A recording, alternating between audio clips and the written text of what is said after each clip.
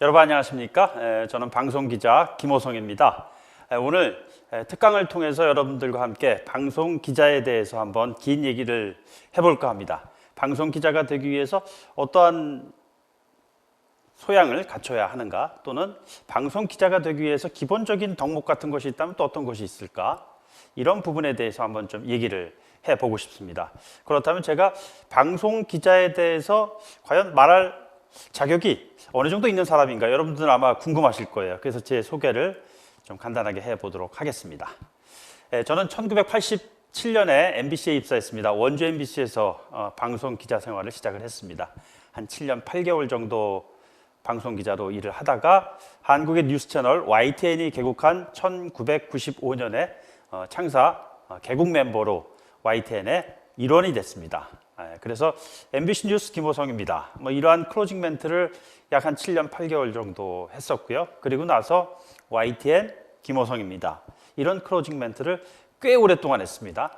그러다가 지난해 7월 19일까지 YTN 라디오의 시사 프로그램인 출근 시간대 시사 프로그램인 출발새 아침, 김호성의 출발새 아침 앵커로 한 15개월 정도 일을 하고 현업 생활을 했습니다. 지금은 YTN 라디오에서 근무를 하고 있습니다. 자, 한번 실질적으로 한번 그 증거를 보여드려야 되지 않겠어요? 지금 사진을 보면은 남북이산가족 상봉 당시에 평양 공동 취재단의 일원이었습니다. 이런 질문을 가끔씩 저는 받곤 합니다. 긴 기자 생활을 통해서 국내, 국외 어느 취재 현장이 인상적이었던가요? 이런 질문을 가끔가다 받거든요. 그럼 저는 그냥 주저하지 않고 국내에서는 지난 2000년에 그 남북 정상회담 있지 않았었습니까? 저희 김대중 전 대통령하고 김정일 전 국방위원장이 역사적인 평양 상봉을 했잖아요. 그래서 이제 그 이후에 남북 이산가족 상봉이 이루어졌습니다. 그때 평양에서, 지금 저 보시는 화면에는 제가 보는 쪽에서 오른쪽, 그러니까 여러분들이 보기엔 왼쪽이 되나요? 모니터에서 평양 공항에 내린 그 모습이 보이고요. 그때 화동이 나왔어요. 옆에 있었던 그 동료 취재 기자의 모습도 보이네요. 그리고 또 그 옆에는 바로 이제 그 평양에서 극적인 이산가족 상봉이 있었던 고려 호텔의 상봉 현장입니다. 그때 취재를 하면서 얼마나 저도 눈물이 나오던지 취재가 잘 안 되더라고요. 그래서 이게 기자가 너무 감성적인 환경에서 감정을 주체하지 못하면은 취재를 잘 할 수가 없겠구나, 이런 어떻게 보면 소중한 경험을 좀 얻기도 했습니다. 네, 지금 방금 제가 그 평양의 그 이산가족 상봉 현장을 보여드렸습니다만, 국내에 가장 인상적이었던 취재 현장은 평양이었고요. 2000년. 국외에 인상적이었던 취재 현장은 그 다음 해에 2001년 9.11 사태였습니다. 저는 그때 당시에 이제 외교통상부를 출입하는 출입기자였었는데요. 뉴욕에 그때 당시에 있었습니다.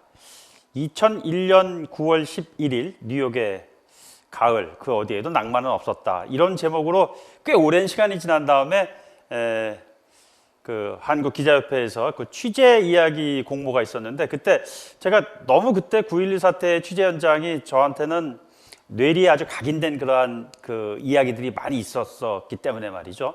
한번 이걸 취재 이야기를 공모 내볼까? 이런 생각을 냈었다가 그때 우수상을 받았습니다. 최우수상이 없었던 우수상이었기 때문에 비교적 잘 쓰지 않았나? 제 자랑 같습니다만 그런 생각이 듭니다. 이건 지금 제 그 취재 뒷이야기를 실었던 기자협회보 2013년도 6월 10일자 신문입니다. 제가 왜 이것을 보여드리냐 하면요, 기자들이 취재 현장에서 취재를 과연 어떻게 할까? 그 취재를 제대로 하기 위해서는 또 어떠한 그 능력을 가지고 있어야 할까? 이런 부분에 대한 설명을 좀 드리기 위해서 제 개인적인 경험을 바탕으로 해서 여러분들과 함께 한번 이야기를 나눠보고 싶기 때문입니다. 차근차근하게 취재 기자가 되기 위한 입문 과정이라고 할까요? 한번 들어가 보도록 하죠. 흔히 극한 직업 많이 있지 않습니까? 취재 기자는 과연 극한 직업에 속할까? 네, 저는 그 취재 기자가 되기 위해서 극한 직업의 영역 안에 있어야 할 정도로 상당히 힘든 과정을 거쳐야 한다, 이렇게 말씀드리고 싶습니다. 처음에 가장 어려운 것 같고요. 뒤로 갈수록 쉽지 않습니다. 더 어려워집니다. 그런데 이 어려운 첫 관문을 통과를 하는 것이 가장 중요한 한 관문의 통과, 의례가 될 것이라고 저는 감히 생각을 합니다.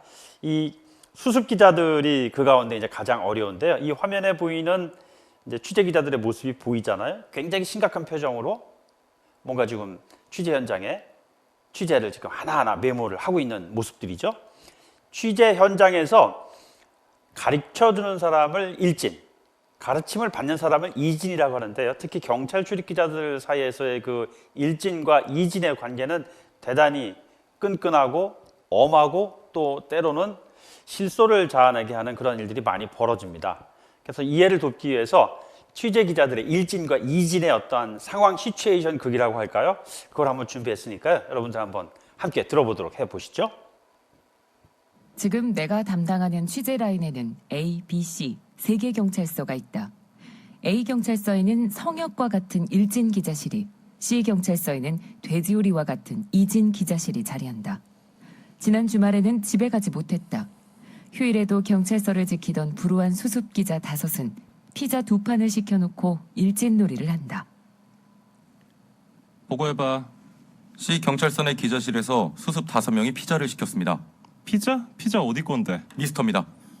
피자헛이랑 도미노랑 파파존스랑 뭐 피자스쿨 뭐 이런 거 많은데 왜 하필 미스터야? 아, 그건 잘 모르겠습니다. 잘 몰라? 잘 모르면 어쩔 건데? 내가 가서 취재하랴? 아, 아닙니다. 제가 가서 더 알아보겠습니다. 얼마나 시켰어? 라지 1판, 스몰 1판에서 2판 시켰습니다. 얼마 냈대? 45,000원 나왔습니다. 음료는? 아, 음료는 없었던 것 같습니다. 없었던 거 같은 거야. 똑바로 말해. 아, 없었습니다. 야, 너는 피자 먹을 때 피자만 꾸역꾸역 먹으면 목이 매겠냐 안 매겠냐? 맵니다. 근데 음료가 없어? 네가 취재한 거 아니지 이거? 아, 아닙니다. 제가 직접 챙겼습니다. 그래? 그러면 음료 좀 더 알아보고 콜라였는지 사이다였는지 환타였는지 그리고 소스는? 예? 야, 너 자꾸 2번씩 말 시킬래 정말? 소스 말이야, 소스마. 핫소스야, 갈릭이야? 아, 소스는 확인 못 해봤습니다. 너 취재 진짜 똑바로 안 할래? 야, 인간이 머릿수가 5인데 최소한 하나는 소스 발라 먹었을 거 아니야. 다시 확인해 보겠습니다. 아유, 토핑은 뭐뭐 올라갔어? 토핑 감자, 새우, 블랙 올리브, 피망, 베이컨 들어갔습니다. 그게 다야? 네, 확실해? 네. 야, 너 지금 피자집에 전화해서 조지고 소비자 보호원에 고발해. 예? 왜요? 야, 피자에다가 모짜렐라 치즈 안 올려주는 놈들이 어딨냐? 이거 아주 고객을 엿먹이겠다는 거 아니야 이거? 야, 너 지금 나랑 폰팅하냐? 아닙니다. 죄송합니다. 치즈도 있었습니다. 뭐야, 아까 확실하다며 왜 말 바꾸노? 내가 쉽게 보여? 자꾸 얘 허위 보고 할래? 죄송합니다. 앞으로 똑바로 하겠습니다. 너 진짜 기자란 놈이 팩 똑바로 챙기란 말이야? 어? 한 번만 더 이따위로 하면은 동네 피자집 전부 돌려버리는 수가 있어. 알았어? 네, 에이, 배달원은 뭐 타고 왔어? 오토바이 타고 왔습니다. 오토바이 맞아? 스쿠터 아니야? 오토바이 맞습니다. 몇 cc야? 아, 제가 오토바이는 잘 몰라서. 야, 네가 오토바이 잘 모르면 기사 안 써도 되냐? 취재를 해야 될 거 아니야? 취재를. 배달원 전화번호 땄어 안 땄어? 못 탔습니다. 너 진짜 취재하기가 싫으냐? 아닙니다. 야, 취재하고 싶은 놈이 어떻게 이렇게 성의 없이 할 수가 있어? 번호 기본 아니야? 네, 아, 너 안 되겠다. 너 지금 당장 피자집 튀어가서 배달원하고 사장 번호 알아내. 네 알겠습니다. 30분 내로 번호 따서 다시 보고해. 알았어? 네, 여러분 어떠셨어요? 지금 들으신 이 상황극은 말이죠. 그 경찰 출입기자 사건을 담당하는 경찰 출입기자의 일진과 이진 사이의 대화입니다. 좀 엄하죠. 뭐 이런 그 힘든 과정을 견디지 못하고 중간에 이제 퇴사하는 수습 기자들도 있죠. 근데 뭐 이런 과정을 거칩니다. 제가요 실질적으로 이 화면을 통해서 수습 일지를 한번 좀 보여드릴게요. 제가 과거에 이제 제 후배 기자가 수습 일지를 쓴 거를 가지고 있는데 한번 직접 한번 읽어볼까요? 눈앞이 깜깜했다. 뭐 이런 제목입니다. SBS, KBS, MBC 차가 보였다. 분주히 움직이는 카메라맨과 오디오맨들, 타사 수습들이 보였다. YTN을 대표하는 사람은 나밖에 없다. 그나마 나는 사건의 개요도 모르는 준비 안 된 수습이다. 우선 난 이미 굳게 닫힌 강력 일반 사무실의 문을 두드리다 타사 수습들이 취합한 팩트를 챙겼다. 자존심도 상하고 부끄러운 일이었지만 눈 뜨고 물 먹는 것보다는 이게 훨씬 낫지 않은가? 비겁하고 치사하지만 대신 깊이 있는 취재를 하자. 미국 관련 사건이니 나의 카투사 경력도 10분 활용해보자. 별 생각이 다 들었다. 마음이 너무 급했다. 혹시라도 카메라 선배가 오는 사이 피의자가 풀려나면 눈앞이 깜깜했다. 이거 굉장히 그 수습 기자가 트레이닝을 받는 과정에서 얼마나 그 긴박한 상황 속에서 그 자신의 어떤 그 초조함, 긴장감 이런 걸 느끼는지 좀 생생하게 전달이 되잖아요. 이런 과정을 거쳐서 수습 기자들이 이제 점점 고참 기자가 되어 가죠. 사건 현장에서 기사를 쓸 수 있는 역량을 갖춰나가는 과정이라고 할 것입니다. 뭐 이 수습 일지를 쓴 사람은 여러분들도 아마 잘 아는 사람일 겁니다. 그냥 얼굴만 보면 저 사람이었구나. 이분이에요. 예. 지금은 뭐 저널리스트의 길을 가고 있지는 않지만 뭐 한국에서 엔터테이너 진행자로서 아주 활발하게 활약을 하고 있잖아요. 한때는 저 YTN에서 저렇게 YTN 태그가 달린 마이크를 들고 투표소 현장 중계도 하고 그러기도 했습니다. 자, 제가 지금부터 말씀드려야 될 가장 중요한 기자의 어떤 능력이라고 할까요? 의무라고 할까요? 팩트 체크에 대해서 얘기를 하도록 하죠. 팩트 체크, 팩트입니다. 말 그대로 사실을 체크하는 것이 기자의 가장 본연의 사명이라고 해도 그렇게 틀린 말이 아닌 것 같습니다. 저널리즘이라는 것은요, 기본적으로 이렇게 무수히 많은 팩트들, 그 팩트를 취합을 해서 취합된 팩트의 진실이 무엇인가를 밝히는 그런 과정이라고 할 수가 있습니다. 일단 사실을 확인을 해야 되는 것이고요. 확인된 사실을 바탕으로 진실이 무엇인가를 한번 하나하나 체크해 나가는 것이죠. 기사 쓰기라는 것은 일단 팩트 체크에서부터 시작을 한다라고 해도 과언이 아닐 것입니다. 저널리즘의 원칙에서 팩트 체크라는 것은 뭐 아무리 강조해도 지나치지 않다고 할 수가 있을 것입니다. 조금 전에 여러분들께서도 직접 들어보셨던 일진과 이진 사이의 상황극, 그리고 또 직접 그 수습 기자가 쓴 취재 일지 보셨잖아요. 거기에 보면은 팩트를 챙기기 위해서 얼마나 기자들이 정말 동분서주하고 노심초사하는가를 느낄 수가 있지 않았었습니까? 팩트를 체크하는 팩트 체크야말로 기자 덕목의 제 1순위가 돼야 한다고 저는 생각을 합니다. 그러나 이 팩트 체크를 하지 못하는 가운데서 벌어진 가장 큰 오보라든가 이런 것들 사례가 있지 않겠어요? 단원고 학생 325명 전원 구조라고 하는 세월호 참사에서 나타났던 팩트가 확인이 안 된 보도가 얼마나 커다란 대형 사고로 이어질 수 있는가는 굳이 길게 설명하지 않아도 여러분들이 다 잘 알고 계실 겁니다. 저는 사실 과거에 이 세월호 사건 이후에 1주기, 2주기, 3주기 계속 이렇게 되지 않습니까? 그래서 그때가 되면은 이제 관계자들 인터뷰도 하고 그랬는데 그 인상적이었던 그 한 전문가의 말씀이 지금도 기억에 생생해요. 한국 사회는 세월호 전과 세월호 후로 한국 사회를 판단하는 세대들이 있는데 그것이 바로 지금의 젊은 세대이다. 라고 경희대의 그 이태강 교수께서 한번 그런 얘기를 하는 말씀을 들은 적이 있었는데 많이 공감했습니다. 왜 그러냐? 사실대로 얘기할 수 있는 저널리즘에 대한 어떤 그 중요성 이런 것들을 좀 강조하기 위해서 했던 이야기인 것 같은데요. 많은 언론사에서 팩트 체크가 되지 않은 상황에서 아주 대형 오보가 난 대표적인 사건 사고가 바로 세월호 사건이 아니었었나 이런 생각이 좀 듭니다. 이게 뭐 어느 한두 군데의 언론사에 그친 사례가 아니었었고요. 방송통신심의위원회 자료를 보면은 보십시오. 지상파, 종편, 보도 채널의 학생 전원 구조 오보 시간을 이렇게 지금 보여주고 있잖아요. 뭐 거의 모든 그 방송사들이 오보 대열에 참여를 했었다는 참으로 좀 저 기자의 입장에서 봤을 때는 좀 부끄러운 그러한 팩트 체크에 관련된 사안 가운데 하나가 아닐까 생각이 듭니다. 이렇게 팩트 체크를 하고 나서 팩트에 기반한 기사 쓰기를 해야 되지 않겠습니까? 이 기사 쓰기라는 것은 뭐 기자의 직업이라고 가운데 가장 중요한 일이죠. 기사를 써야 하지 않습니까? 취재를 했으면 기사를 써야 할 거 아니겠습니까? 기사를 도대체 어떻게 써야 하는 것이지? 정답이 있을까요? 기사 쓰기에 그 3원칙 한다면은 간단하게, 심플하게 쓴다. short, 짧게 쓴다. straightforward 해가서 straightforward라는 것은 뭐 직접적으로 솔직하게 돌려서 쓰지 않는다는 그런 의미이겠죠. 조금 더 쉽게 설명을 하도록 하죠. KISS, kiss란 단어를 생각을 하시면은 좀 쉽게 이해를 할 수가 있을 것 같습니다. Keep it simple and straightforward.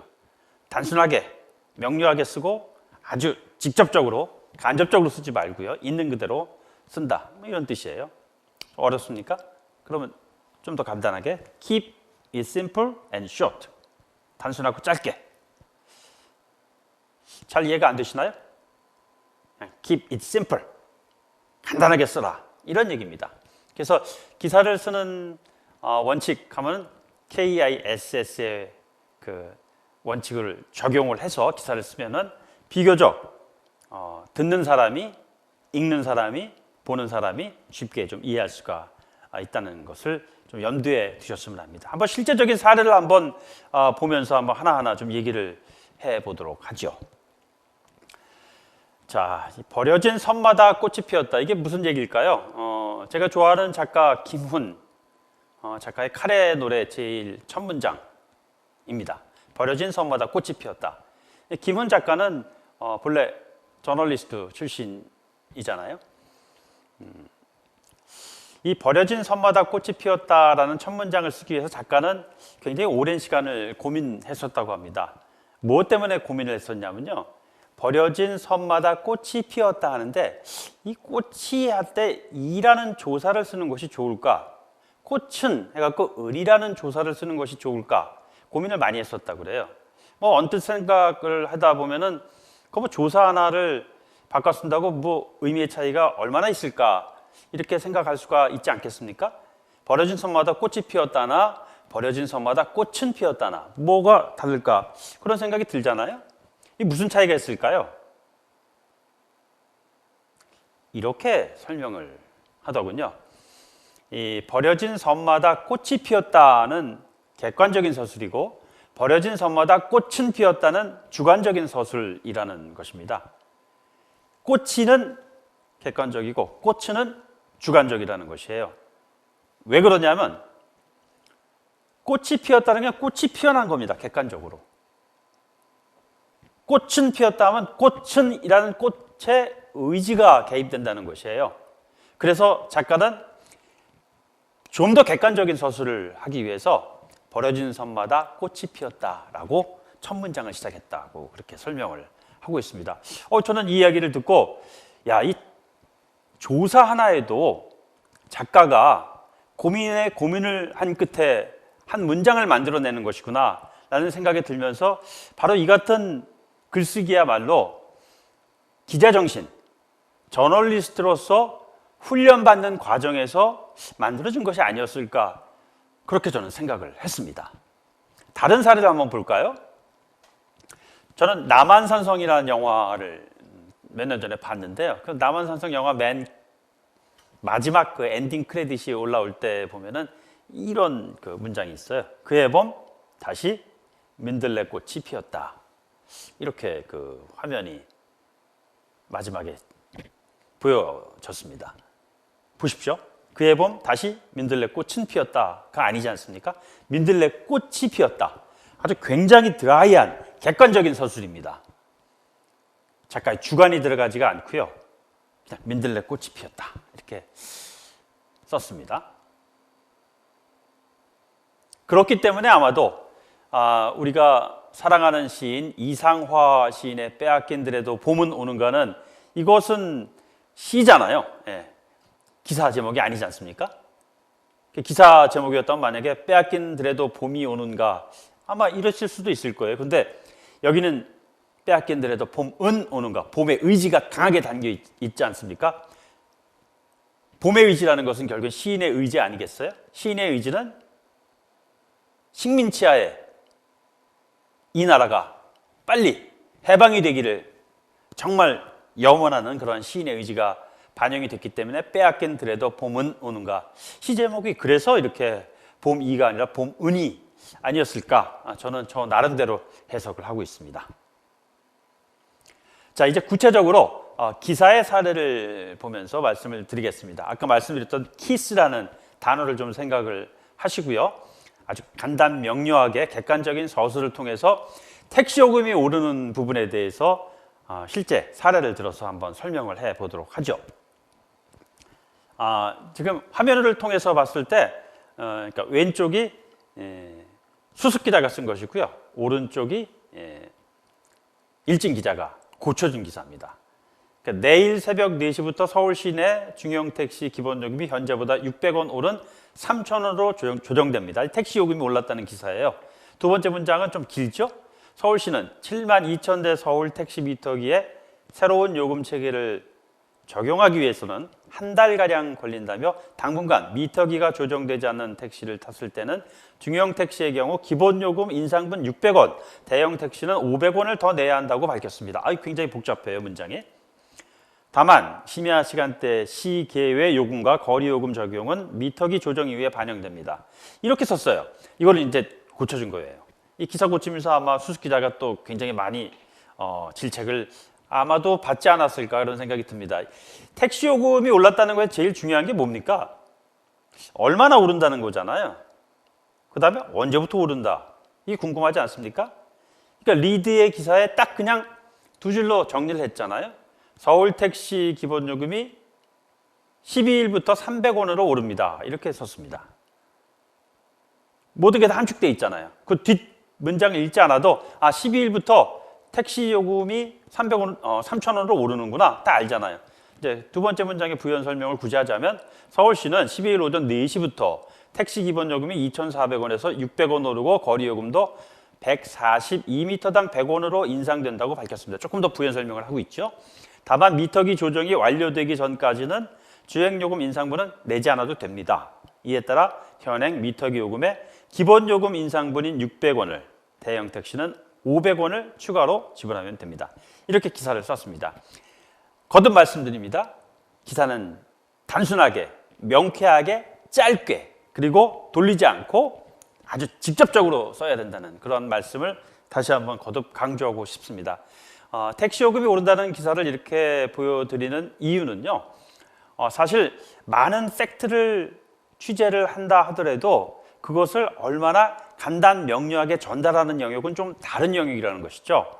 거듭 말씀드립니다만 팩트를 취재하는 것과 취재한 팩트를 기사를 쓰는 것과 이 두 가지의 능력은 따로 떨어져 있는 것이 아니라 맞물려 있는 것입니다. 무수히 많은 훈련 과정을 거쳐서 하나의 기사를 쓰기까지의 능력이 만들어진다. 이렇게 보면 될 것 같습니다. 저는 사실 그 기사 쓰기, 팩트를 취재하는 문제 이런 것들에 대해서 보다 더 긴 얘기를 했으면 합니다만 오늘은 전반적으로 방송 기자가 되기 위해서 어떠한 역량을 갖춰야 되는지, 방송 기자가 되기 위해서 어떠한 덕목을 갖춰야 하는지 이런 부분에 대해서 전반적인 말씀을 전달하는 것이 이 강의의 목적이기 때문에 좀 더 중요한 진일보한 그런 얘기를 좀 했으면 합니다. 이 다른 시각이라는 거에 대해서 한번 말씀을 드렸으면 좋겠습니다. 기사를 쓰다 보면요, 굉장히 구태의연한 표현들이 있습니다. 보시는 대로 이러한 이디엄들 굉장히 많이 쓰잖아요. 입추의 여지 없이 주차장을 방불케 하고 있습니다. 꼬리에 꼬리를 물고 가다 서다를 반복하고 있습니다. 마음은 벌써 고향에 밤새 이야기꽃을 피우느라 박차를 가하고 초읽기에 들어갔습니다. 절정에 달했습니다. 이 절정에 달했다는 거 한 번 나와야 되는데 왜 이렇게 많이 절정에 달했습니다라는 표현이 나오는지요? 구태의연한 표현들이죠. 소주 2병을 분음한 뒤, 요즘에 이 분음이라는 단어는 거의 쓰지 않는 것 같습니다. 제가 초창기 때 사건 기사를 쓸 때 많이 선배들이 썼던 표현이에요. 처음 저는 분음이란 단어가 분해서 술을 많이 마신 건가 이렇게 그 반문에다가 꿀밤을 맞은 적이 있었는데요. 소주 2병을 나눠 마신 뒤 찜통더위, 가마솥 무더위, 귀추가 주목된다. 무엇무엇임을 시사했습니다. 이런 구태의연한 표현들이 굉장히 많습니다. 그리고 이것은 그냥 별 재고의 여지 없이 기자들이 기사를 이런 식으로 쓰는 경우가 많습니다. 이런 것들을 과감하게 탈피하자는 것이죠.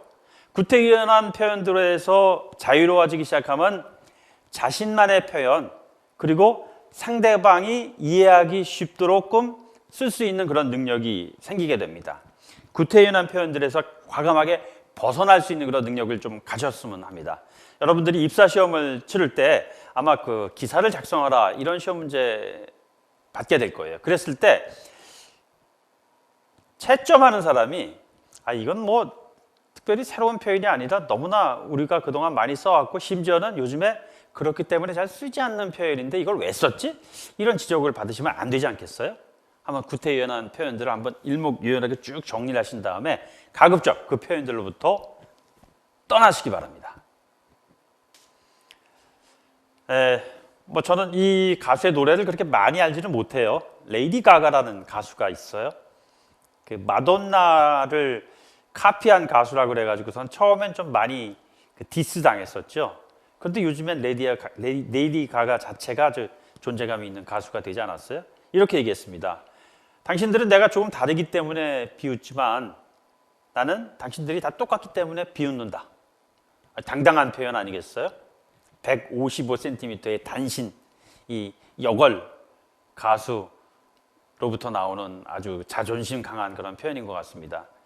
이 사례를 왜 제가 말씀드리냐면요. 조금 전에 말씀드렸듯이 너무 구태의연한 저널리스트는 사실 그 저널리스트를 바라보는 시청자, 청취자, 독자들로부터 별로 새롭다는 인상을 받지 못합니다. 다시 말해서 그가 쓴 기사에 주목하지 않는다는 것이죠. 그래서 뭔가 좀 다른 시각을 가지고 사건의 현장을 바라보고 다른 시각을 가지고 팩트를 챙기고 다른 시각으로 한번 기사를 쓰는 그러한 자세야말로 훌륭한 저널리스트가 되기 위한 전제 조건이 아닌가라는 생각이 듭니다. 이 이야기는 사실 제가 마지막까지 쭉 끌고 갈 이야기인데요. 마지막에도 이 부분을 다시 한번 좀 강조를 한번 해보도록 하겠습니다. 그러니까 이 똑같은 상황을 전달하는 데 있어서도 말이죠. 어떤 시각을 가지고 표현을 하느냐에 따라서 공감의 넓이와 깊이가 달라질 수 있지 않을까 그런 생각을 한다는 것입니다. 한 줄의 기사를 쓰더라도 말이죠. 그것을 읽는 사람이, 그것을 듣는 사람이 야, 이거는 정말 우리가 저 기자의 공감할 수밖에 없구나. 뭐 이런 느낌을 가질 수 있도록 기사를 써야 되지 않겠어요? 그러기 위해서는 천편일률적인 구태의연한 그러한 표현보다는 나만의 시각 그리고 나만의 팩트를 통해서 진실을 바라보는 그러한 방법 이런 것들을 좀 우리가 배우고 익혀야 되지 않을까라는 생각이 듭니다.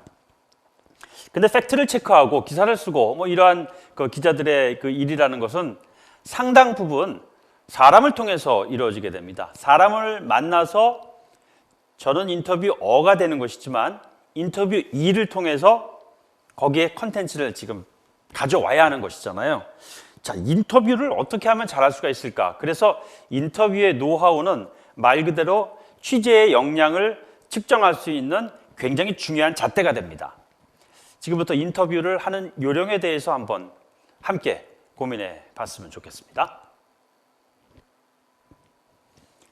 자, 인터뷰는 말이죠. 아까 기사 쓰는 요령 뭐 간단하게, 심플하게, 스트레이트 포워드하게 이렇게 얘기를 하지 않았었습니까? 인터뷰는 말이죠. 당연히 간단하게, 심플하게 질문을 해야죠. 그렇지만 구체적으로 해야 됩니다. 구체적으로. 그러나 심플하게. 이렇게 얘기를 하면서 인터뷰할 때 이런 식의 질문을 추가를 해야 합니다. 예를 들자면 무엇이 있습니까? 인터뷰 2가 이제 어떤 답변을 하지 않겠습니까? 그랬을 때 그것이 잘 이해가 잘 안 될 경우에는 예를 들자면 뭐가 있죠? 라고 좀 물어봐야죠. 그리고 예를 들자면 말로써 되는 것이 아니라 도표나 화면 같은 것은 따로 없나요? 라고 주문할 수도 있습니다. 그 브리핑 현장 같은 데에서 보면은 이제 정부의 그 대변인이나 이런 분들이 나와서 얘기를 할 때 보면 도표, 화면 뭐 이런 것들 가지고 나오잖아요. 이해를 돕기 위해서 하는 것이죠. 근데 그런 것이 없다면은 그런 것들을 추가로 질문할 수가 있어야 됩니다. 그리고 중요한 것, 전례가 있습니까? 전례가 있다는 것은 이게 생뚱맞게 갑자기 튀어나온 일이 아니라는 것이잖아요. 외국의 사례는 혹시 없습니까? 이렇게 좀 물어보기도 해야 되죠. 이 같은 것은 비교적 팩트를 근거로 해갖고선 하는 질문들인데 뭔가 이 인터뷰 2가 해야 할 말을 하고 있지 않다거나 또는 뭔가를 숨기고 있거나 이랬을 때 하는 질문은 의표를 찌르는 질문도 있어야 합니다. 변죽을 울리기도 해야 하고요. 넘겨짓기도 하고 그래야 됩니다. 과거에 그 형사 콜럼보라는 그 미국의 드라마가 있었는데 말이죠. 그 콜럼보 형사는 사건 현장에 가고 그 서스펙트, 용의자에게 막 많은 질문을 던져요. 근데 그러면 대체로 이제 이 용의자들이 뭐 피하죠. 피의자, 뭐 이런 사람들이요. 그런데 다 질문이 끝났다고 해갖고 상대방이 이젠 취조가 끝났구나라고 생각했을 때 아주 의표를 찌르는 질문을 탁 던집니다. 예기치 않게. 뭐 예를 들자면, 근데 당신 그때 뭐 영화를 보러 갔을 때면서요. 그러면 이 사람이 아주 갑자기 아니요. 그러면 어디 갔었습니까? 이렇게 좀 질문했을 때 갑자기 당황하거나 자기도 모르게 답변하게 되거나 뭐 이런 일이 생기게 되는 것이죠. 한번 그 직접적인 사례를 보면서 얘기를 나눠봤으면 합니다. 1987년 한국 사회는 말 그대로 정말 격동의 한 해였습니다. 격동의 한 해를 시작했던 것은 박정철 군 물고문 치사 사건이 있었기 때문입니다. 저는 사실 1987년 6월에 입사를 했습니다. 그때 6월 항쟁이라고 해서 한국 사회의 격변기였었죠. 그것을 촉발시킨 박정철 사건이 세상에 알려지게 된 계기는 말이죠. 한 기자가 어떻게 인터뷰를 통해서 팩트를 확인하고 확인된 팩트를 어떻게 기사를 써서 세상에 알렸는가 하는 그런 과정을 정말 실감나게 보여주고 있습니다. 아주 간단하게 설명을 해드리도록 할게요. 한쪽에 있는 신문 그 기사가 보이고요. 보십시오. 이렇게 톱 기사가 아니었습니다. 그때 경찰에서 조사받던 대학생 쇼크사 이렇게 나왔잖아요. 그리고 전체 기사는 1단, 2단, 3단, 4단, 5단 기사입니다. 이게 그 세상에 알려지게 된 계기가 이랬어요. 법조계 출입하는 기자들이 있어요. 그 가운데 이제 검찰 출입 기자들이 있는데 이 취재 기자가 아침에 이제 그 검찰에 이제 출근을 해가지고 검사방을 쭉 돕니다. 이렇게 취재를 하는 거죠. 이제 간밤에 뭔 일이 있었나. 그 취재를 하러 이제 한 검사방에 들어갔더니 그 검사가 묻지도 않았는데 말이죠. 경찰 큰일 났어 정말 이렇게 얘기를 하는 거예요. 자, 그랬을 때 말이죠. 수습 기자라면은 이게 뭔 일이 있었습니까? 라고 물어봤을 거예요. 그런데 이 기자는 나름 베테랑 기자였었기 때문에 글쎄 말이에요 하고 툭 받아쳤습니다. 그러니까 이 검사가 이 친구가 뭔가 좀 알고 있는 모양을 이렇게 생각을 한 거예요. 그런데 정작 이 기자는 무슨 일이 일어난지 모르잖아요. 그래서 쓱 나왔어요. 그러니까 글쎄 말이에요. 일단 서울대생이라지 아마? 라고 이제 그 검사가 얘기를 한 거예요. 그러니까 이 기자는 이 경찰이 서울대생을 상대로 해서 뭔가 좀 잘못을 저질렀구나 라고 이제 딱 판단한 겁니다. 그리고 그 검사방을 나와서요. 다른 검사한테 이렇게 넘겨서 질문을 했습니다. 무슨 과랍니까? 라고 물어보니까 이 검사는 이 친구는 다 알고 있구나 라고 생각을 해서 언어학과라지 이렇게 얘기를 한 거예요. 자, 그러니까 몇 가지 사실이 확인된 겁니까? 경찰이 뭔가 문제를 일으켰다. 문제를 일으킨 대상은 대학생이다. 그 대학생은 서울대생이다. 그리고 언어학과다. 다 확인이 됐잖아요. 그래서 나와서 서울대를 출입하는 서울대 출입 기자, 그쪽을 관할하고 있는 관악경찰서 이쪽에 출입하는 기자에게 연락을 해서 크로스 체크를 해봐라. 팩트 체크 하라고 그런 것이죠. 그래서 확인을 해보니까 서울대 언어학과에 다니는 박종철이라는 학생이 상당 부분 결석을 하고 있었다는 사실이 확인이 됐고 그 추가 취재를 통해 가지고 여러분들이 잘 아는 탁 하고 치니까 억하고 죽었다라는 박종철 군 고문치사 사건의 전말이 드러나기 시작한 겁니다. 이 사건이 드러나면서 한국 사회는 말 그대로 격동의 한 해를 보냈고요. 민주화의 그 과정을 거치는 시작이 이제 비로소 이루어지기 시작했던 것입니다. 박종철 군 사건을 취재했던 당시에 신문 기자는 이 취재 과정을 통해 가지고 팩트 체크를 어떻게 하는가, 그리고 이 팩트 체크하는 방법이 어떻게 해야 하는가, 뭐 이런 것들을 그 후배 기자들에게 지금도 일종의 뭐 교과서 같은 식으로 이렇게 잘 전해주고 있습니다. 방송 기자가 되기 위해서는 비디오와 오디오 두 가지 그 기본을 갖춰야 됩니다. 뭐 당연한 얘기 아니겠습니까? 방송 기자는 신문 기자와는 달리 일단 마이크를 들고 카메라 앞에 서야 되는 것이잖아요. 그래서 스탠드업, 저희들 스탠드업이라고 하는 것은 이제 앞부분에 하면 오프닝, 중간에 하면 브릿지, 끝부분에 하면 클로징이라고 하지 않습니까? 그 다 이제 비디오, 얼굴이 다 보이잖아요. 그리고 얼굴 보이는 데서만 그치는 것이 아니라 그 사람이 전달하고자 하는 컨텐츠를 오디오를 통해서 전달을 하는 거 아니겠습니까? 비디오와 오디오 두 가지의 영역이 방송 기자가 갖춰야 할 아주 기본적인 기본 소양입니다.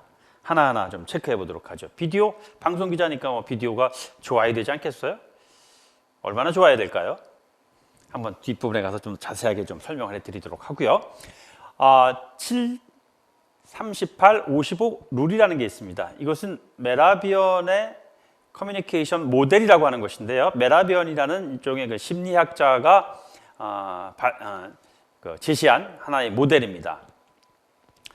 이것은 그 침묵의 소리라는 그러한 그 보고서를 통해서 메라비언이라는 학자가 내놓은 건데요.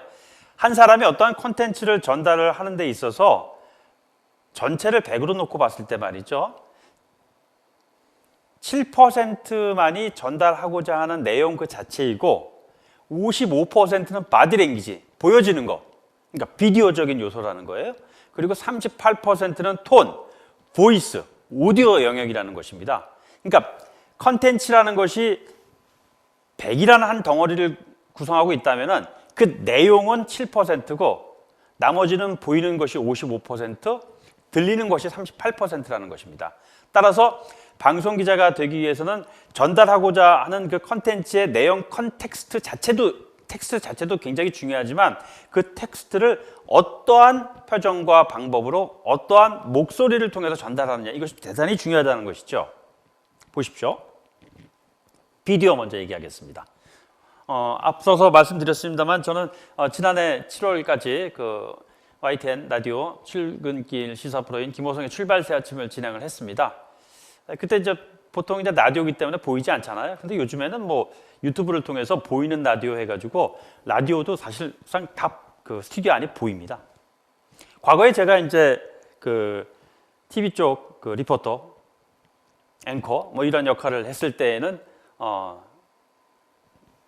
비디오 쪽에 신경을 방송 기자이기 때문에 썼습니다. 그래서 비디오를 가르는 가장 중요한 것은요.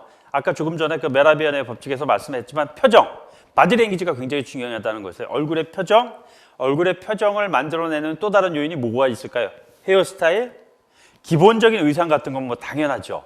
그래서 보통 방송 기자들 보면은 아까 말씀드렸던 스탠드업이라는 마이크를 잡고 온 마이크를 할 때의 모습을 보면은 비교적 단정한 옷 내무새를 보여주고 있습니다. 비디오를 차지하고 있는 여러 가지 요건들이 있는데요. 그 부분에 대해서 특히 옷을 하나 입더라도 어떠한 컬러의 옷을 입느냐에 따라서 그 사람의 분위기가 달라지거든요. 오늘 이 특강에서는 세세한 디테일로 들어가지는 않겠습니다만 어쨌든 비디오의 영역은 그 사람의 표정을 만들어내는 헤어스타일, 의상 이런 부분들을 신경을 써야 한다는 것입니다. 비디오의 영역이 있다면 오디오의 영역도 있지 않겠어요? 어찌 보면 이 오디오의 영역은 말이죠. 비디오보다 훨씬 더 중요할 수 있습니다. 눈은 새로운 것을 환영하지만 귀는 익숙한 것에 공감합니다. 이 이야기는 무엇이냐면요. 이 비디오는 처음 딱 보면은 약간 어색하고 뭐 그렇다 할지라도 그냥 받아들여지게 돼요. 익숙해진다는 것이죠. 오프라 윈프리라는 진행자를 보고 저 진행자는 왜 저렇게 좀 비만이지? 뭐 이런 식으로 생각하는 사람 별로 없습니다. 오프라 윈프리의 전달하는 그 내용에 귀를 기울이죠. 그러니까 귀는 익숙한 것에 공감을 하는데 말이죠. 오디오는 이게 귀에 거슬리는 오디오는 쉽게 익숙해지지가 않아요. 그렇다면 야 나는 굉장히 오디오가 목소리가 별로 좋지가 않은데 그럼 방송 기자 되는 건 아예 처음부터 포기해야 되겠다 이렇게 생각을 할 수도 있지 않겠어요? 오디오의 영역은 말이죠. 훈련을 통해서 얼마든지 개선할 수가 있습니다. 직접 한번 오디오의 샘플이라고 생각하고 좀 들어봐 주시기 바랍니다.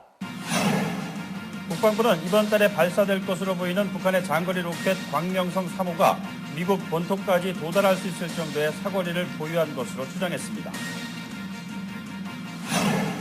올 시즌 LPGA 투어 6번째 대회에서 우리나라 선수가 드디어 첫 우승을 차지했습니다. 유선영은 시즌 첫 메이저 대회인 크라프트 나비스코 챔피언십에서 이 김인경과 연장전을 펼친 끝에 정상에 올랐습니다. 자, 이것은 말이죠. 제가 그 TV 앵커를 했을 때 앞부분 제 목소리고요. 뒷부분은 저와 함께 코-앵커를 했었던 여성 앵커의 목소리입니다. 이 오디오의 중요성은 말이죠. 일단 방송 기자가 됐을 때 헤드라인을 읽을 때는 비교적 톤이 가장 높습니다. 그 다음에 헤드라인이 딱 끝나고 앵커가 디졸브 돼서 나오잖아요.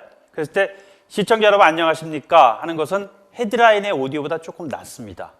그리고 오늘의 뉴스를 하나 둘씩 이제 전해지는 앵커멘트라는 걸 하게 되는데 앵커멘트는 또 조금 낮아집니다. 그리고 관계자, 인터뷰 2, 패널 이런 출연자들이 왔을 때 출연자를 소개하고 출연자에게 Q&A, 질문과 응답을 하는 오디오는 또 앵커멘트보다도 좀 낮습니다. 이건 뭘 의미하는가 하면요. 각 사람들이 가지고 있는 오디오의 레벨이 상황에 따라서 높낮이 조절을 통해 가지고 전달력을 최대화할 수 있다는 그런 얘기입니다. 처음에는 이게 잘 잡히지가 않아요. 내가 가지고 있는 목소리의 톤이 과연 얼마나 될지, 이 톤으로 전달력이 과연 얼마나 되는 것인지 잘 감이 안 잡힙니다. 그런데 각자가 가지고 있는 오디오의 톤을 인식을 하고 어떻게 전달하는 것이 최선의 방책이라는 것이라는 것을 확인을 하게 되는 과정을 오디오 훈련을 통해서 배울 수가 있습니다. 훈련을 통해서 오디오는 얼마든지 개선될 수 있다. 여러분 자신감을 가지셔야 됩니다. 자, 저는 지금까지 팩트 그리고 팩트를 통한 기사 쓰기, 기사 쓰기를 통한 전달을 위한 방송 기자로서의 비디오와 오디오 뭐 이런 영역에 대해서 말씀을 드렸습니다. 오늘 사실상 방송 기자가 되기 위한 총론적인 말씀을 드리는 자리인데요. 방송 기자가 됐다 이렇게 생각을 하고 과연 방송 기자가 됐을 때 어떠한 점을 문제시해야 되고 어떠한 점을 고민해야 되는가 이런 부분에 대해서 몇 가지 영역에 대한 짚어보기를 한번 해보도록 하겠습니다. 프레이밍입니다. 실질적인 사진을 통해서 확인을 해보도록 하죠. 이런 사진이 있습니다. 또 다른 이런 사진이 있습니다. 한쪽은 공격적인 그런 사진이고요. 또 다른 한쪽은 뭔가 피해자를 구조하기 위한 사진입니다. 본래의 사진은 이것입니다. 아마도 전쟁터에서 적군을 포로로 잡아서 꼼짝 못하게 만들어 놨는데 이 사람이 갈증을 이겨내지 못하는 상황이기 때문에 물을 주고 있는 모습입니다. 그런데 화면이 어느 쪽을 보였느냐에 따라서 상황은 180도 다른 그러한 모습으로 보여지지 않겠습니까? 이것이 바로 방송 기자가 항상 고민을 해야 하는 프레이밍이라는 부분입니다. 우리는 있는 그대로를 보여주면서 객관적인 판단을 내리도록 시청자들에게 봉사하는 저널리스트가 되어야지 어느 특정 부위를 보여주면서 왜곡된 이미지를 전달하는 그러한 저널리스트가 되어서는 안 되지 않겠습니까? 아주 극단적인 사례라면 이런 것도 있을 수가 있을 겁니다. 한 사람이 칼을 든 강도 위에서 쫓기고 있습니다.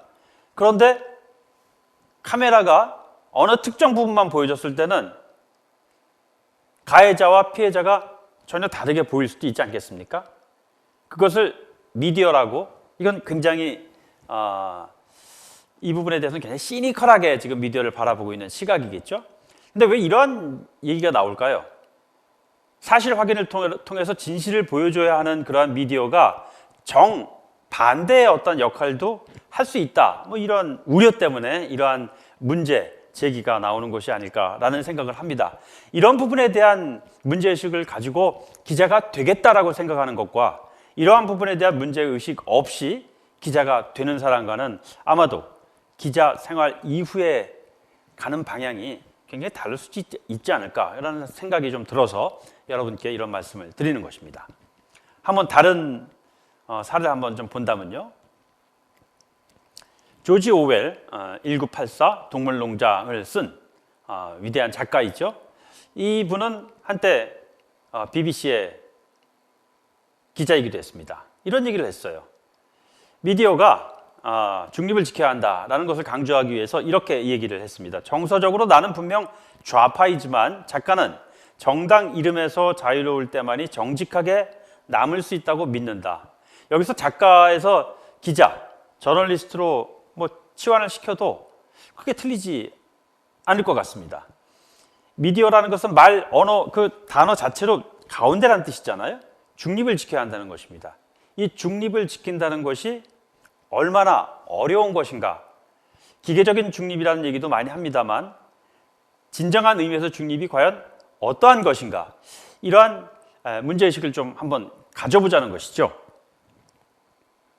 그것은 왜냐하면은 공정성의 이슈와 직결되는 사안이기 때문입니다. 어느 한쪽으로 치우치지 않는 공정성이야말로 말 그대로 중립성을 지킨다 하는 것이죠. 근데 여기서 공정성이라는 말에는 학자들만의 좀 상당히 많은 다양한 의견이 존재하는 것 같습니다. 조금 전에 조지 오웰의 그 사례를 들었습니다만, 그래서 BBC는요, 공정성, impartiality라는 그 단어 앞에 due, 적절한이라는 말을 집어넣고 있습니다. due impartiality, 적절한 공정성이라고 하는 것이죠. 이 적절한 공정성은 과연 무엇을 의미하는 것일까요? 공정성이면 공정성이지 왜 적절한 공정성이라고 하는 것인가? 쉽게 얘기하면 적절한 공정성은 약자 편에 쓴다는 것입니다. 다시 말해서 공정성이 기계적인 중립만 놓고 했을 때 힘센 자 50% 기사 쓰고 약한 자 50% 기사 쓰면은 과연 이것이 공정한가 하는 것이라는 것이죠. 또 뭐 반대로 생각할 수도 있습니다. 우리가 약하다고 생각하는 사람을 너무 강하다고 생각하는 사람에 비해 가지고 그쪽만 또 강조해 가지고서 입장을 밝혀준다면 그거는 또 다른 편견이 개입되는 방송이 될 수도 있을 겁니다. 그러나 BBC가 얘기하고 있는 due impartiality, 적절한 공정성의 개념은 기본적으로 약자, 마이너리티 이런 쪽에 서야 한다는 것을 강조를 하고 있습니다. 이것은요, 그래서 제가 아까 말씀드렸습니다만 지난 7월 19일에 그 마지막 출발 새 아침 방송을 하는 제 오프닝 멘트의 일부분을 제가 가져왔습니다. 한쪽으로 치우치지 않는 공정한 방송을 하기 위해서 뭐 최선을 다 했습니다만 그것이 과연 청취자들의 판단과 일치하는가 이런 부분에 대해서 저도 나름대로 저널리스트로서 고민을 했습니다. 그래서 마지막 날 진행하는 마지막 날 오프닝 멘트에 그동안 제가 가지고 있었던 저널리즘에 대한 고민을 나름대로 오프닝을 통해서 좀 담아봤습니다. 한번 들어봐 주시면 고맙겠습니다.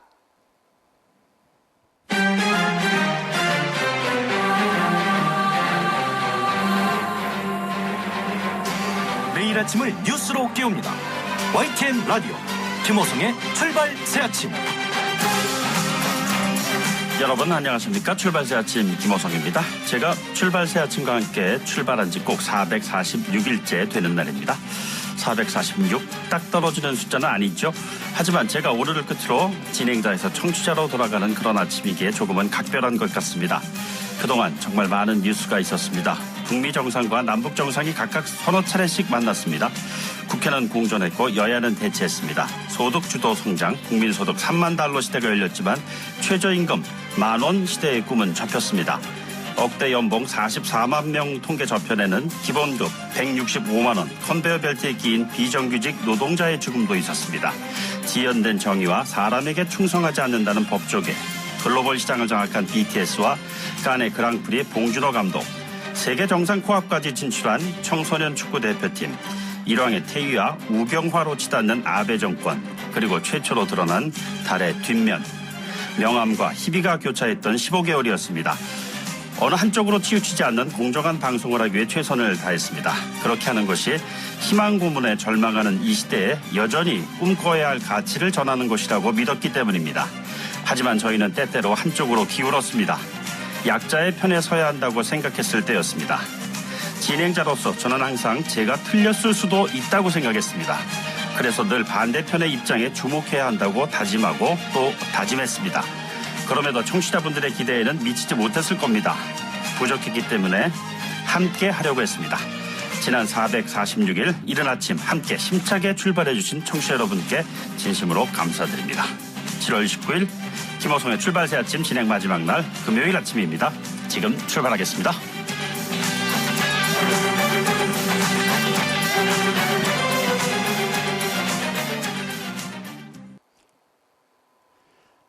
네, 저는 이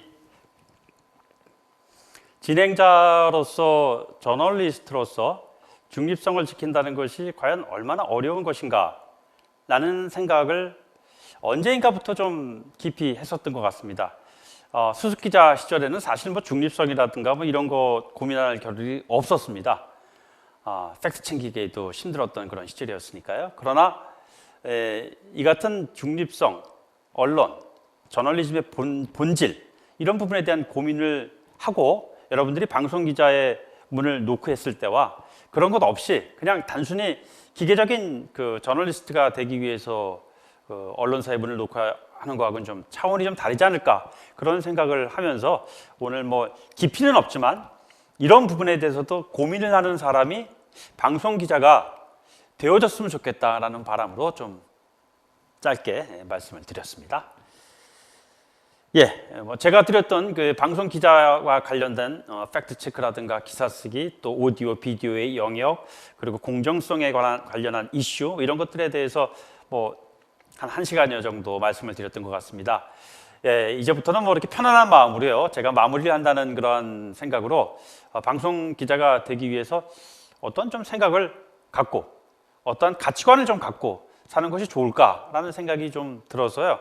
평소에 제가 좋아하는 음악 얘기도 좀 곁들여가면서 한번 이야기를 해보도록 하죠. BTS. 저는 이 BTS를 볼 때마다 말이죠. 비틀스가 떠올라요. 단어도 보면 그냥 비틀스 단어 안에 BTS가 있잖아요. 아마 그 BTS가 전 세계적으로 지구촌을 들었다 놨다 하는 그런 음악적인 성과를 거둘 때 영미권에 있는 사람들은 깜짝 놀랐을 거예요. 이 BTS가 정말 비틀스보다 더 정말 인기가 있는 게 아닌가라는 생각이 들었습니다. 그래서 직접 보니까 말이죠. 보시는 바와 같이 이 비틀즈가 영국의 밴드 비틀즈가 리버풀이라는 그 조그만 그 도시에서 무명의 밴드 시절을 거치면서 세계적인 밴드가 돼서 미국까지 와서 이제 공연을 했을 때 미국에서는 말이죠.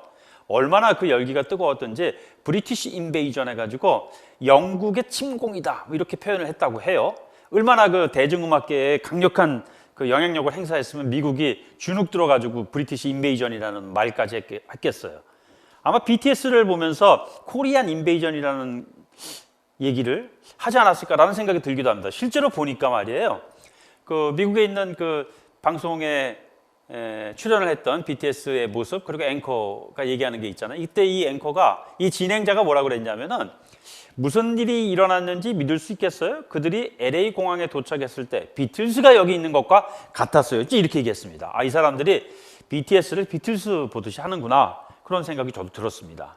실제로 어마어마한 성과가 있었잖아요. BTS가 그 퍼스트 넘버 원 앨범을 빌보드 그 200 차트에 올려놨잖아요. Love Yourself라는 그러한 그 노래로. 이건 벌써 2년 전인가요? 1년 전인가요? 그런데 이것보다 더 큰 실적을 거뒀잖아요. 이번에 탑 100위권의 1위가 됐던 것입니다. 다이너마이트라는 곡으로요. 이 세계적인 밴드가 이제 됐음을 아주 그냥 여실히 증명한 거예요. 지난번에 그 앨범 차트에만 올랐을 때 그 핫 100위권에서는 그 2위에 그쳤었던 것이 그 싸이의 강남 스타일이 있었었는데 BTS는 2위에서 이제 1위에 그 랭크 됐던 겁니다. 도대체 이것이 어느 정도의 그 영향력을 보이는 것이냐라는 기사를 제가 보니까 빌보드 핫 100에 1위를 오른 BTS의 경제 효과가 1조 원을 넘는다라는 얘기예요. 1조 원이 넘는 그러한 어마어마한 경제적인 효과도 이제 거둘 수가 있었다는 것이죠. 정말 자랑스럽습니다. 그 대한민국인으로서 BTS가 이룬 이 성과는 그 말 그대로 이게 하루아침에 이루어졌겠어요? 그냥 BTS도 보면은 그렇게 그 처음부터 유명해지진 않았을 거 아니에요. 무명에서 유명인의 단계에서 전 세계 지구촌을 장악하기까지 이들이 그 겪었던 그 숱한 훈련의 과정이 하루아침에 이루어지진 않았을 거 아니겠습니까? 방송기자가 된다고 했을 때 말이죠. 방송기자가 뭐 하루아침에 이루어지진 않잖아요. 하지만 누구든 작은 점에서부터 시작해서 선이 되고 면이 되고 입체가 되는 그러한 그 상황이 좀 있을 거라고 생각을 합니다. 그래서 마지막으로 보여주고 싶은 사진이 바로 이것입니다. 이 사진이 무엇입니까? 백 넘버 3번 하면 말이죠. 그때 당시에 미국인들은 1940년대입니다. 그가 베이브 루스라는 것을 모두가 다 알았습니다. 베이브 루스의 역사적인 은퇴식 장면을 담은 사진입니다. 왜 그 유현진 선수가 한참 미국에서 인기가 있을 때, 지금도 뭐 굉장히 인기가 있습니다만 베이브 루스라고 그랬잖아요. 그만큼 베이브 루스는 야구하면 베이브 루스고 베이브 루스 하면 야구 홈런 왕의 대명사로 지금도 미국민들의 가슴에 각인되어 있다고 하죠. 이 사진을 찍은 사람은 당시에 뉴욕 헤럴드 트리뷴의 나다니엘 페인이라는 사진 기자였습니다. 이 사진이 그해 이 은퇴식 다음 해군요. 1949년이니까 그때 퓰리처상을 받은 사진입니다. 이 사진이 퓰리처상을 받을 정도로 왜 그렇게 잘 찍은 걸까요? 잘 찍은 걸까요? 보십시오. 보통 인물 사진을 찍을 때는 그 사람 얼굴을 찍지 않습니까? 얼굴의 표정을. 그런데 이건 얼굴 표정을 찍은 것도 아니고 등을 찍었어요.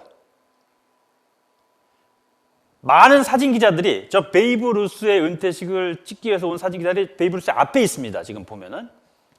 근데 앞에 있는데 그 앞에 있는 사진 기자들과는 달리 페인이라는 사진 기자는 베이브 루스의 등 뒤로 갔던 겁니다. 그 등 뒤로 가서 셔터를 눌렀더니 모든 게 다 잡혔어요. 베이브 루스의 은퇴를 아쉬워하면서 그에 열광하는 관중들, 그리고 그와 함께 생사고락을 늘 함께 했었던 동료, 선후배, 선수들, 그리고 그 앞에 그의 은퇴식을 찍기 위해서 몰려든 취재진들까지 다 잡힌 겁니다. 이것이 왜 가능했었던 것일까요? 다른 시각입니다. 나다니엘 페인 기자는 같은 기자들이 바라보던 시각과는 다른 시각으로서 베이브 루스의 은퇴식을 찍었던 겁니다. 그리고 그 다른 시각은 퓰리처상을 받을 만큼 공인받을 정도로 좋은 사진으로 평가받을 수가 있었던 것입니다. 끊임없이 제가 1시간여를 달리면서 말씀드렸던 다른 시각을 가지는 것이 왜 중요한가 하는 것에 대한 답이 바로 이 사진에 있는 것이 아닌가라는 생각이 듭니다. 이 베이브 루스는 평생 714개의 홈런을 쳤습니다. 어마어마한 숫자죠. 뭐 양준혁 한 300대의 홈런 쳤고 이승엽이 400대 정도의 홈런을 친 거에 비하면 어마어마한 기록입니다. 그런데 베이브 루스가 714개의 홈런을 칠 때까지 그는 1330번 삼진 아웃을 당했습니다. 그래서 그는 늘 이렇게 얘기했다고 해요. 내가 투 스트라이크 상황에 직면해 있을 때 홈런을 칠 수 있는 기회가 그만큼 가까워 온 것이다 라고 얘기를 했다고 합니다. 여러분 보십시오. 714개의 홈런을 치기까지 1330번 삼진 아웃을 당했던 베이브 루스라고 항상 그렇게 기쁜 일만 있었겠습니까? 어려운 과정을 통과하면서 그도 오늘날 미국민들의 가슴에 남아있는 홈런왕의 타이틀을 여전히 간직하고 있는 것이겠죠. 어려움이 있더라도 도전을 하면서 그것을 이뤄내는 과정 자체가 굉장히 훌륭한 과정 아니겠습니까? 우리는 흔히들 희망 고문 뭐 이런 얘기 많이 합니다만 희망 고문 이겨내야 될 고문이지 주저앉을 고문이 아니지 않습니까? 방송 기자가 되겠다는 꿈을 가지고 계신다면 여러분들 좌절하고 떨어지고 이런 상황이 있다 하더라도 다시 극복하고 붙는 그러한 여러분들이 좀 되어주시기를 바라겠습니다. 오늘 강의 통해서 제가 드릴 수 있는 말을 많이 드린 것 같습니다만 여러분들의 질문을 받고 또 다른 이야기를 할 수 있는 시간이 좀 필요할 것 같습니다. 온라인 강의이기 때문에 직접 질문을 받기는 어려울 테니까요. 아래 보이는 이 제 메일 주소로 질문을 보내주신다면 성심성의껏 여러분들의 질문에 답변을 해드리도록 하겠습니다. 오늘 강의가 어느 정도 여러분들에게 의미가 있었는지 모르겠습니다. 그냥 제 경험치를 토대로 해서 전반적인 얘기를 편안하게 했다고 들어주시고요. 좀 더 좀 깊이 있는 내용이라든가 좀 더 좀 아카데믹한 그러한 얘기들을 할 수 있는 기회가 있다면은 한 걸음 더 들어가는 그러한 강의로 여러분들을 한번 다시 더 만나보도록 하겠습니다. 여러분 고맙습니다.